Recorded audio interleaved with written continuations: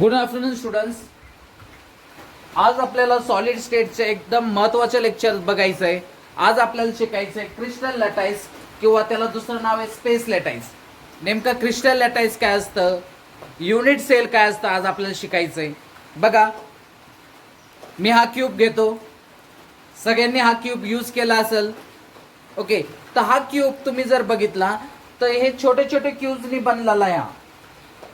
Okay, हा छोटे छोटे क्यूब्सने हा काय बनलाय, हा मोठा क्यूब बनलाय.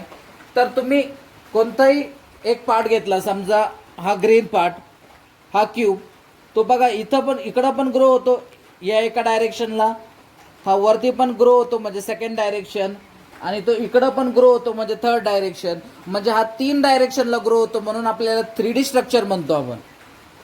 याला आपण 3D स्ट्रक्चर का म्हणतो, कारण या तिन्ही डायरेक्शन याचं रिपीटिंग पॅटर्न आहे. बघा, हा एक क्यूब, तो इकडं पण ग्रो होतो, तो इकडं पण ग्रो होतो, आणि या साईडला पण ग्रो होतो, म्हणून आपण याला 3D स्ट्रक्चर म्हणतो.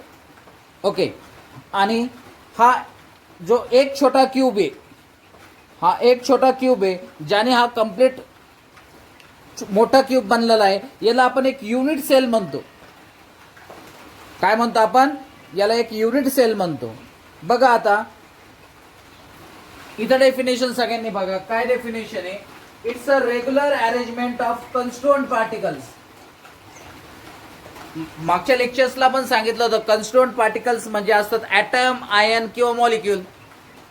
सोडियम असेल Na तर तो ॲटम झाला, Na+ असेल तर तो आयन झाला, आणि NaCl असेल तर तो मॉलिक्यूल झाला. म्हणून आपण कन्स्टिट्यूएंट पार्टिकल्स म्हणतो. आणि कन्स्टिट्यूएंट पार्टिकल्स आपण काय करतो, डॉटनी रिप्रेझेंट करतो. बघा आता हा झाला constituent particle.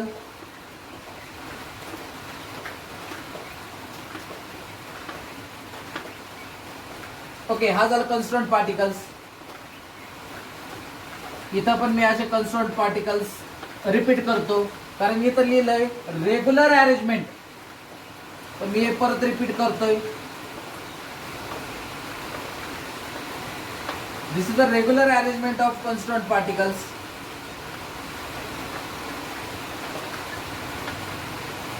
Okay, now if I join this constituent particles, मी आता जर जॉईन केले हे कन्स्टिट्यूएंट पार्टिकल्स,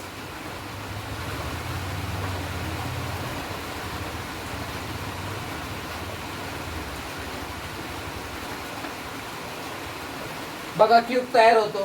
पुढं आपण जर हे जॉईन करत गेलो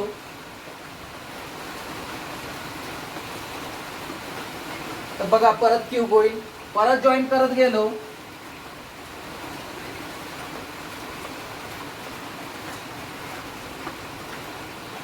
so it's a regular arrangement of constituent particles in 3 dimensional. 3 dimensional म्हणजे समजला, हा जो युनिट सेल आहे, हा छोटा पार्टला आपण काय म्हणतो, युनिट सेल. हा या डायरेक्शनला ग्रो होतो, हा या डायरेक्शनला ग्रो होतो, आणि या डायरेक्शनला पण ग्रो होतो. फक्त आपण काय करतोय आता, आपण बघा कन्स्टिट्यूएंट पार्टिकल्स म्हणजे इथं असे डॉट्सने दाखवतो.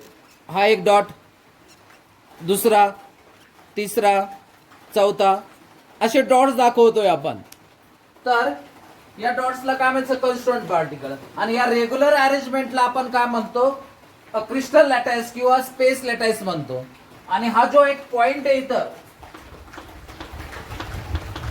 याला आपण लॅटाईस पॉइंट म्हणतो. याला आपण काय म्हणतो, लॅटाईस पॉइंट. आणि हे लॅटाईस पॉइंट जर रेग्युलरली अरेंज केले तर ते काय बनतं, मोठं क्रिस्टल बनतं. त्याला आपण क्रिस्टल लॅटाईस किंवा स्पेस लॅटाईस. म्हणजे हे जे पॉइंट्स आहे हे असे रिपीट झाले आणि आपण त्याला जॉईन केलं तर काय बनतो, एक क्यूब बनतो.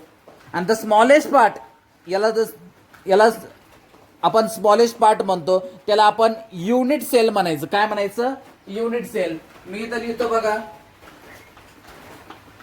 Unit sale. त्याची डेफिनेशन आपण शॉर्ट डेफिनेशन लिहू, smallest repeating unit of crystal lattice. This is the smallest repeating unit of crystal lattice. बघा, हा पूर्ण झाला हा मोठा क्रिस्टल लॅटाईस, आणि हा छोटा झाला काय, युनिट सेल. मग खूप सारे युनिट सेल एकत्र आले आणि 3D डायमेन्शनल मध्ये आले, हा इकडं पण ग्रो होतो, इकडं ग्रो होतो, इकडं पण ग्रो होतो. 3D डायमेन्शनला ग्रो झाला तर आपण त्याला क्रिस्टल लॅटाईस म्हणतो. आणि the smallest repeating pattern is known as unit cell. समजलं काय असतं युनिट सेल? कारण आपल्याला युनिट सेल बद्दलच डिस्कशन करायचंय. ओके,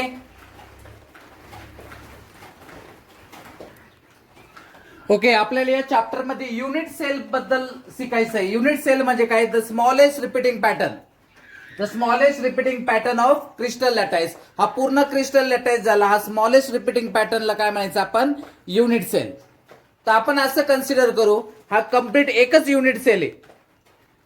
हे बघा, हे छोटे छोटे युनिट सेल आहे, पण ते तुम्हाला दिसणार नाही म्हणून आपण एक कम्प्लीट काय आहे, एक युनिट सेल असं कन्सिडर करू. तर याला किती कॉर्नर्स असतात बघा? 1 2 3 4 5 6 7 8. रूमला पण बघा, तुम्ही ज्या रूम मध्ये बसलेला आहे त्याला 8 कॉर्नर्स आहे. तर याला कॉर्नर्स किती असतात? 8 असतात.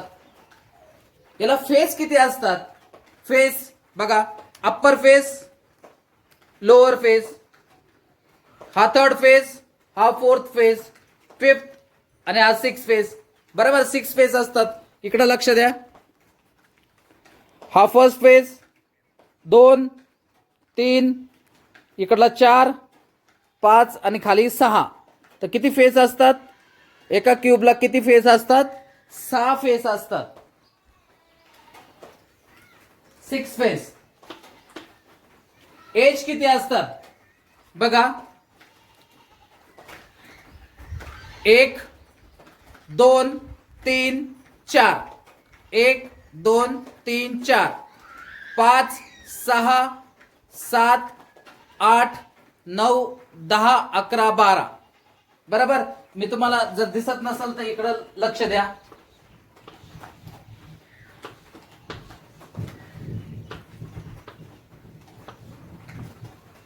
ओके, हा झाला क्यूब. तर बघा, हा झाली एक एज, 2 3 4 5 6 7 8 9 10 11 आणि 12. तर how many edges are there? 12. Body centre म्हणजे मी एक ऍटम जर सेंटर मध्ये टाकला या क्यूबच्या मध्ये, तर किती बॉडी सेंटर असणार आहे? बॉडी सेंटर असणार 1. आता या क्यूबच्या मध्ये जर एक आपण ऍटम टाकला तर बॉडी सेंटर, या क्यूबचं बॉडी सेंटर किती असतं? 1. बॉडी सेंटर किती आहे? 1. आता बॉडी डायगोनल म्हणजे काय? आता जर तुम्ही एका रूम मध्ये बसलेला असाल तर वरचा कॉर्नर तिथून एक लाईन जोडायची खालच्या कॉर्नरला. ओके, तुम्हाला दाखवायचा प्रयत्न करतो मी. बघा, हा कॉर्नर ते या कॉर्नरला अशी लाईन, म्हणजे वरती जर तुम्ही बघितलं तर 4 कोपरे, बरोबर, 1 2 3 4, इकडून अशी लाईन जोडली, टॉप टू बॉटम जायचं, टॉप टू बॉटम असं. या टॉप टू बॉटम 1 2, या टॉप टू बॉटम 3 आणि या टॉप टू बॉटम 4. म्हणजे बॉडी डायगोनल किती असतात? 4.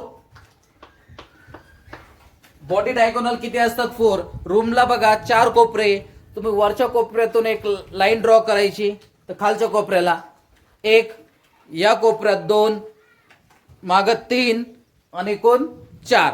म्हणजे बॉडी डायगोनल किती असतात? 4 असतात. बघा, हा लेक्चर सगळ्यात महत्वाचं लेक्चर आहे, कारण तुम्हाला न्यूमेरिकल्स मध्ये याचे बॉडी डायगोनल्स, फेस डायगोनल्स काढावं लागणार. तर पुढं काय आहे? Face diagonal. बघा, मी सांगितलं एका क्यूबला किती फेस असतात? 6 फेस असतात. 1 2 3 4 5 6. मग फेस डायगोनल म्हणजे काय? बघा इकडं बघा, आता हा झाला एक फेस, तर मी इथून हे दोन्ही फेस डायगोनल जोडले हा 1 आणि हा 2. म्हणजे एका फेजला किती डायगोनल्स काढू शकतो आपण? 2. टोटल फेज किती असतात? 6. म्हणजे किती फेज डायगोनल झाले? 12. समजलं? इथून असं जोडलं, इथून असं जोडलं, तर एका फेजला 2 फेज डायगोनल. तर किती फेज असतात? 6. तर बॉडी डायगोनल्स किती असतील? 12. आता फेज सेंटर बघा. आता फेज सेंटर म्हणजे काय? परत इकडे लक्ष द्या. हा झाला एक फेज आणि त्याच्यातला हा सेंटर पॉइंट, तो झाला फेज सेंटर. मग टोटल फेज किती असतात? 6. म्हणजे फेज सेंटर पण किती असणार आहे? 6. ओके. आता टोटल एजेस किती असतात? इथं बघा एज 12 असतात. मग हा झाला फर्स्ट एज. याच्या सेंटरला जर मी एक पॉइंट टाकला तर आपण त्याला एज सेंटर म्हणतो. मग एज जर 12 असतील, if edge are 12, then the age center also will be 12. See this: 1, 2, 3, 4, 5, 6, 7, 8, 9, 10, 11 आणि 12. So a cube is having 8 corners, 6 face, 12 edges, 1 body center. Body center म्हणजे मध्ये. Body diagonal, 4 body diagonals. Face diagonal, total 6 faces are there. So each face has 2 diagonals. So total 12 face diagonals. Face center 6 face असतात म्हणून त्याला centre point जर दिला तर 6 face centre असणार. Edge centre, total edges are 12. So edge centre also will be 12. आता हा point इकडे महत्वाचा आहे बघा. What is the contribution?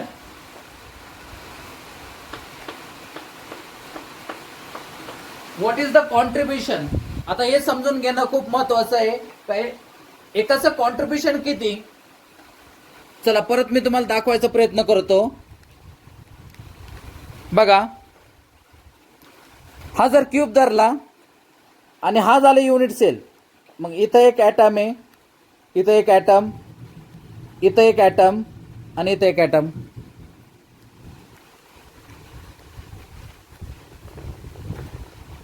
बघा दिसतंय? तर मला सांगा, हा जो ॲटम आहे तो किती युनिट सेलने शेअर केलाय? तो 1, 2, 3 आणि 4. बघा मी इथं नंबर्स टाकले. 1, 2, 3, 4. हा जो इथं येऊन एक सर्कल आहे समजा, इथं एक पॉइंट दिला, तो किती जणांनी शेअर केलाय? 4 जणांनी. बघा 1, 2, 3 and 4. करेक्ट? 1, 2, 3 and 4. पण मला सांगा, एक आणखीन एक क्यूब याच्यावर असणार, कारण हे 3 डायमेन्शनल रिपीटिंग पॅटर्न आहे ना. आणखीन एक जर क्यूब मी याच्यावर ठेवला तर या क्यूब मधले 4 आणि त्या क्यूब मधले 4, मग एका युनिट सेलच्या वाटेला किती येणार? समजतंय? हा जर इथं एक ॲटम आहे तो किती जणांनी शेअर केला? 1, 2, 3, 4. आणि आणखीन एक क्यूब जर वरती असेल तर ते 4, म्हणजे टोटल 8. मग एका युनिट सेलच्या वाटेला किती येणार? 1/8. म्हणजे याचं कॉन्ट्रीब्युशन किती आहे? 1/8. कॉर्नरला जर असेल तर 1, 2, 3, 4 हे 4 आणि त्याच्यावरती 4, कारण आणखीन एक युनिट, आणखी एक क्यूब याच्यावर असणार, कारण 3 डायमेन्शनल रिपीटिंग पॅटर्न आहे. म्हणजे कॉन्ट्रीब्युशन कॉर्नरचं किती असतं? 1/8. आता फेसचं किती असतं बघा. हा ॲटम इथं फेसला आहे, मग एक क्यूब वरतून आणि हा एक क्यूब, म्हणजे हा जो 1 ॲटम आहे तो किती जणांनी शेअर केलाय? बघा हा फेस सेंटर आहे, बरोबर? तर मी आणखीन एक क्यूब जर टाकला, हा अर्धा, समजा मी आता इथं डार्क करतो, हे समजा आपण एक सर्कल धरू. काय हा सर्कल? बघा असं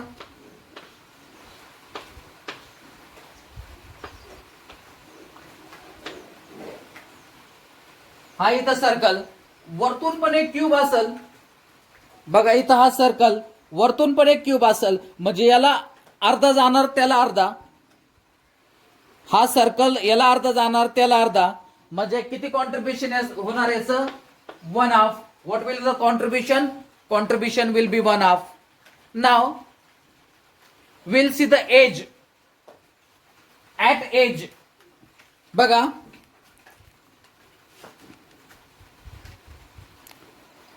आता या एजला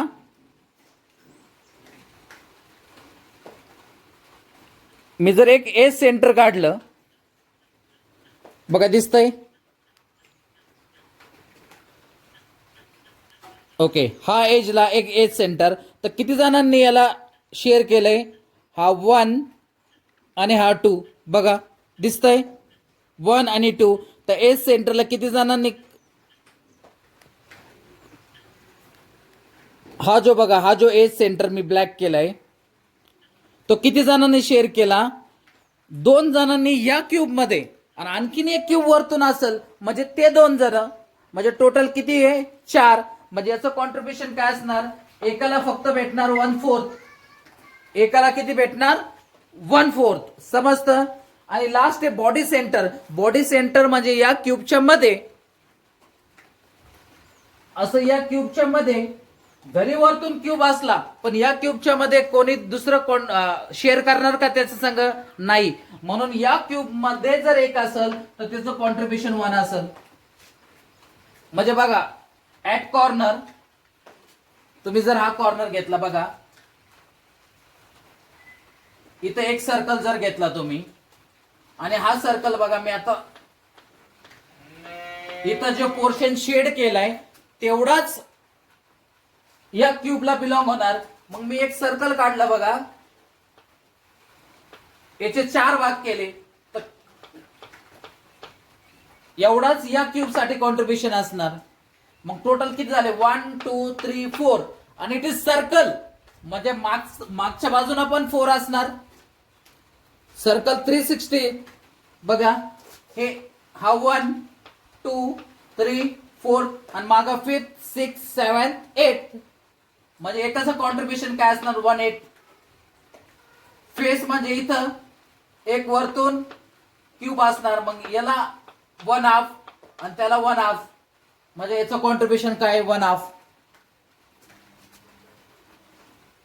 इथं जर तुम्ही पकडलं तर त्याच्या त्या साईडला एक क्यूब असणार, म्हणजे या क्यूबला एक, हा जर ए सेंटर असेल तर 4 जणांनी शेअर केलेला असतो, म्हणजे 1/4. आणि body centre means in the center, so that will won't be shared by anyone, so it will be 1. हे सगळं लिहून घ्या व्यवस्थित, सगळ्यांनी व्यवस्थित लिहून घ्यायचंय.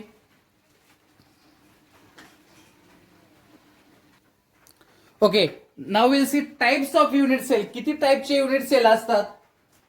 First is primitive. त्याला आपण सिंपल युनिट सेल म्हणतो. एक तर नाव असू शकतं प्रिमेटिव्ह किंवा सिंपल युनिट सेल. आपण याला शॉर्ट फॉर्म मध्ये SCC म्हणतो, सिंपल क्यूबिक क्रिस्टल. प्रिमेटिव्ह. दुसरा टाइप आहे नॉन प्रिमेटिव्ह पण 3 टाइपचे असतात. फेस सेंटर, ज्याला आपण FCC म्हणतो, face centre cubic crystal. Body centre, ज्याला आपण BCC म्हणतो, बॉडी सेंटर क्यूबिक क्रिस्टल. आणि तिसरं आहे एंड सेंटर, ज्याला आपण ECC म्हणतो, एंड सेंटर क्यूबिक क्रिस्टल. तर आता आपण बघूया प्रिमेटिव्ह कशाला म्हणायचं आणि फेस सेंटर बॉडी सेंटर कशाला म्हणायचं. तर पहिलं आहे प्रिमेटिव्ह, त्यालाच आपण सिंपली काय म्हणू शकतो? SCC, simple cubic crystal. आता सिंपल क्यूबिक क्रिस्टल काय असतं बघा,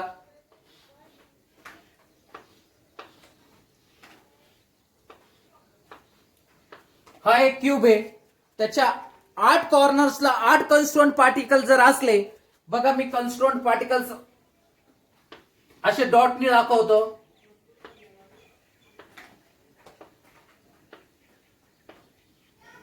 कन्स्टिट्यूएंट पार्टिकल्स कशाने दाखवतो? डॉटने दाखवतो.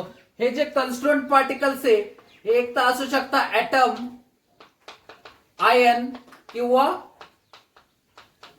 मॉलिक्यूल. मग हा एक छोटा युनिट सेल झाला.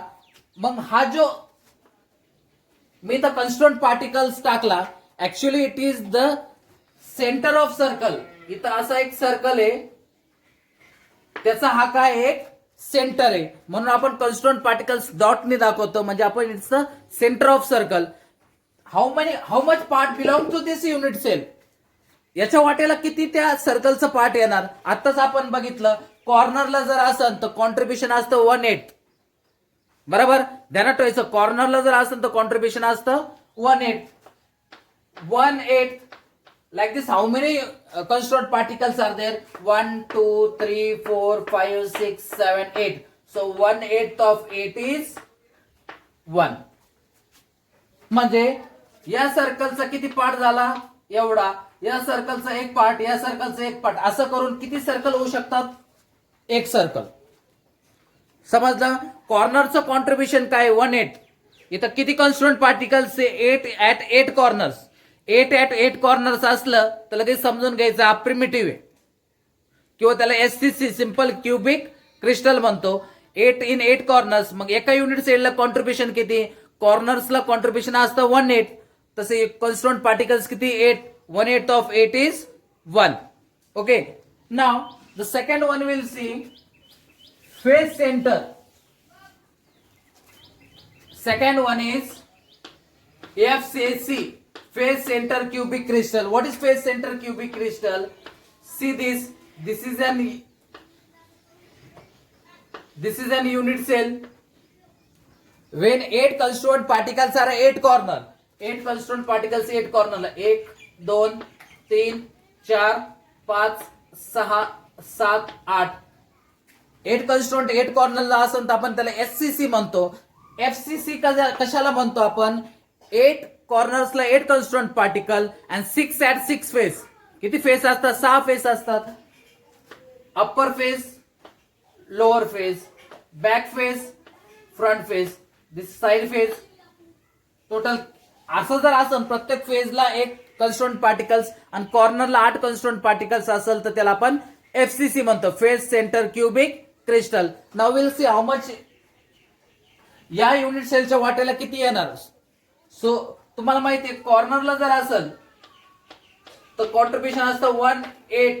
आणि किती कॉन्स्टंट पार्टिकल्स कॉर्नरला आहे? 1, 2, 3, 4, 5, 6, 7, 8.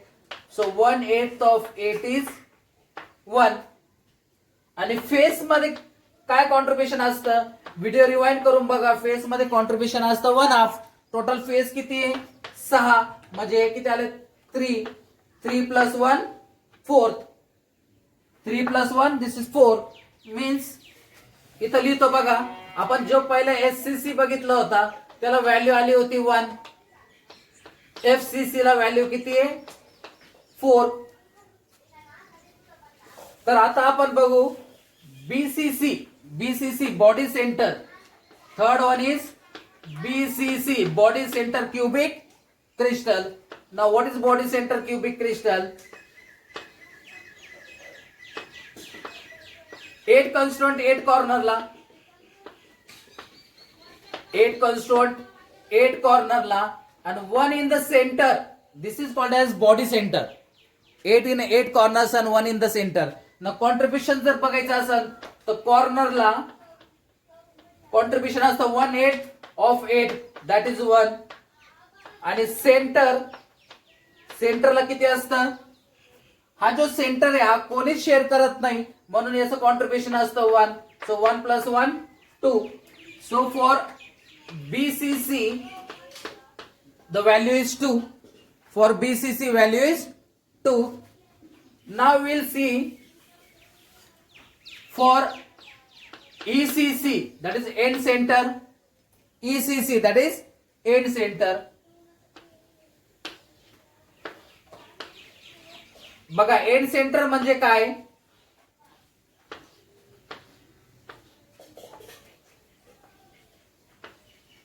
Eight constituent particles at 8 corner. 8 constituent particles are at 8 corner. And कोणतेही दोन फेस घ्यायचे फक्त, कारण एंड सेंटर म्हटले एंड सेंटर म्हणजे काय, हा टॉपचा फेस घ्यायचा आणि एक बॉटमचा फेस, किंवा इथला फेस घ्या इथला फेस घ्या. बघा मी हा टॉपचा फेस घेतो एक आणि हा बॉटमचा फेस, बस दोन. त्याला आपण एंड म्हणतो, एंड्स घ्यायचे फक्त. मग कॉन्ट्रीब्युशन काय असणार कॉर्नरचं, 1/8 ऑफ 8 दॅट इज 1. आतापर्यंत तुमचं लक्षात आलं पाहिजे 1/8 of 8 is 1. And this face किती जणांनी शेअर केलेलं असतं, 2 जणांनी. म्हणजे फेसचं जर कॉन्ट्रीब्युशन तुम्ही बघितलं तर किती 1/2, आणि इथं किती पॉइंट्स आहे फेसला, 1 आणि 2, म्हणजे 2 आहे. So value will come two, so for ECC value is 2. हे व्हॅल्यूज आपल्याला सम मध्ये यूज करायचे आहे. तर लक्षात ठेवा, SCC व्हॅल्यू इज 1, BCC आणि ECC value is 2, FCC value is 4. येते लक्षात. ओके, एक स्पेशल शिकायचं आहे आपल्याला हेक्सागोनल. याला स्पेशल ट्रीट करू आपण, आणि याच्यावरून क्वेश्चन खूप वेळा येतो. हेक्सागोनल ज्याला आपण SCP म्हणतो, हेक्सागोनल क्लोज पॅकिंग. काय असतं हेक्सागोनल क्लोज पॅकिंग, बघा.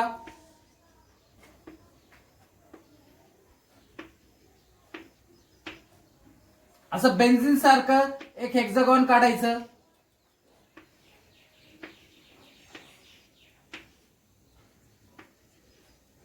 आणि इथं पण एक बेन्झिन सारखं हेक्सागोन काढायचं.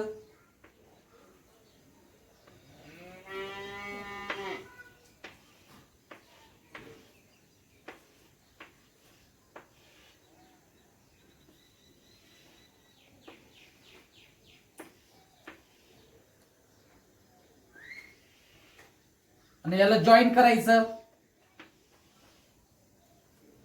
बघा इथं किती कॉर्नर्सला किती कॉन्स्टंट पार्टिकल्स, 1 2 3 4 5 आणि 6 कॉर्नर्सला. इथं 1 2 3 4 5 आणि हा 6, म्हणजे टोटल कॉर्नर्स किती इथं 12. टोटल कॉर्नर्स किती आहे 12. आता SCP मध्ये काय असतं, 12 कॉर्नर्सला 12 पार्टिकल्स असतात, आणि 2 असतात एंड सेंटरला, 2 असतात एंड सेंटरला. म्हणजे मी इथं एक घेतो आणि इथं एक, आणि 3 असतात बॉडीमध्ये, 1 2 3.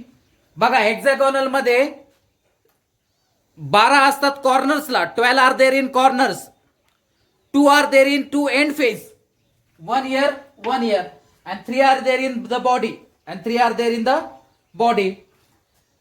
तर कॉर्नरचं कॉन्ट्रीब्युशन किती आता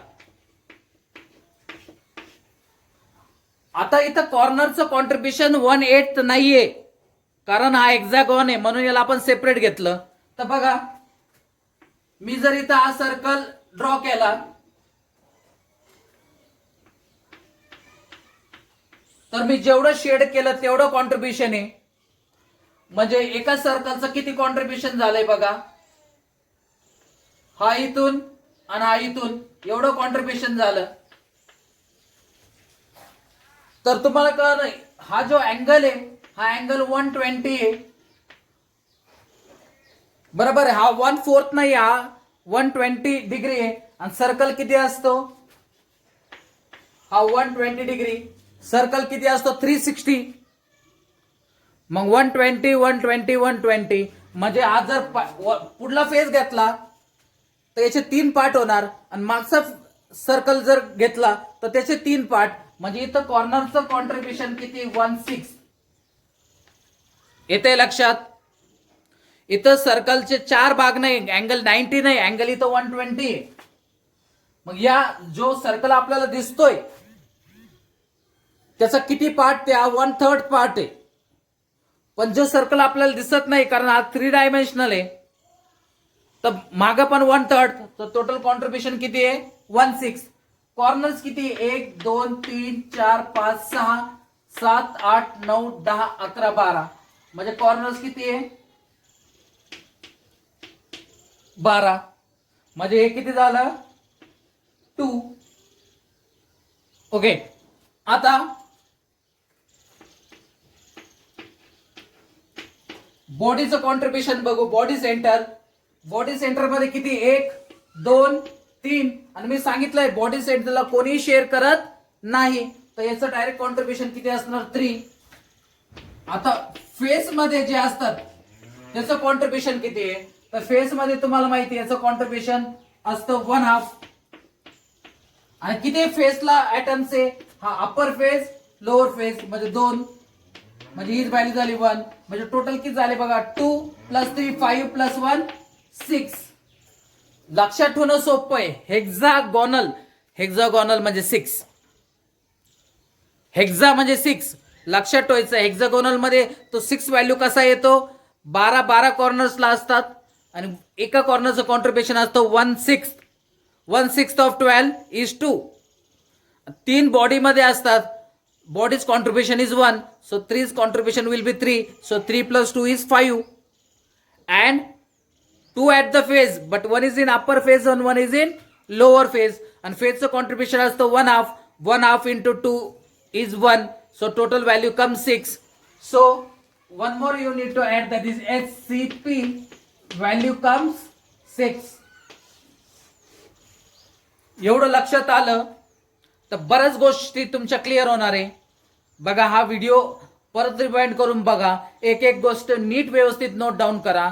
सॉलिड स्टेट असा चॅप्टर आहे का एकदा समजला तर तुम्हाला तो फुल मार्क्स देऊन जाणार आहे. फक्त मी देतो त्या नोट्स व्यवस्थित लिहा. तुम्हाला सगळे हायर लेवल पासून तर लोअर लेवल पर्यंत सगळं एकदम डिटेल मटेरियल मी तुम्हाला देतो. फक्त ते व्यवस्थित नोट डाऊन करा आणि व्हिडिओ समजला नाही तो वारंवार रिव्हर्स मध्ये जाऊन परत तो बघा, तर त्याने तुमची आयडिया क्लिअर होईल. हा व्हिडिओ आणि त्याचा पुढला व्हिडिओ एकदम व्यवस्थित बघा, कारण या 2 व्हिडिओ जर व्यवस्थित तुम्हाला समजले तर पुढं चॅप्टर खूप इझी जाणार आहे. याच्यात काही अडचण असेल तर मला नक्की कळवा. थँक्यू.